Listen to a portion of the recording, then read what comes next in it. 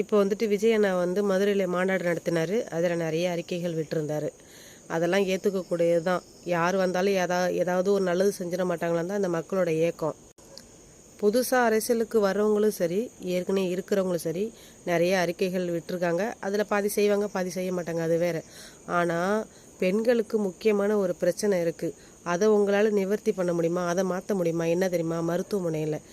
மருத்துவமனையில் வந்து நிறைய பிரச்சனை இருக்குது. என்னென்னா, அந்த பிரசவத்தின் போது இந்த அரசு மருத்துவக் கல்லூரியில் இந்த பொண்ணுக்கு நிறைய ப்ளீடிங் ஆகுதுடா அப்படின்னு 2 படிக்கிற பசங்க தான் வந்து டெலிவரி பார்க்குறாங்க. அந்த டெலிவரி பார்க்கும்போது இப்படிலாம் பேசிக்கும்போது அந்த பேஷண்ட் காதில் வாங்கினா என்ன ஒரு பயம் வரும். அந்த பயத்தில் ப்ரெஷர் அதிகமாகும். அந்த ப்ரெஷர் அதிகமானால் அது உயிருக்கு ஆபத்தாக கூட அமையலாம். ஒரு சீனியர் டாக்டர் கிடையாது, ஒன்று கத்துக்குட்டிங்களை வச்சு பிரசவம் பார்க்குறாங்க. அரசு மருத்துவமனையில் நல்லா தான் பார்க்குறாங்க. ஆனால் அந்த அரசு மருத்துவக் கல்லூரியில் தான் இதெல்லாம் நடக்குது. இதெல்லாம் மாற்ற முடியுமா உங்களால்?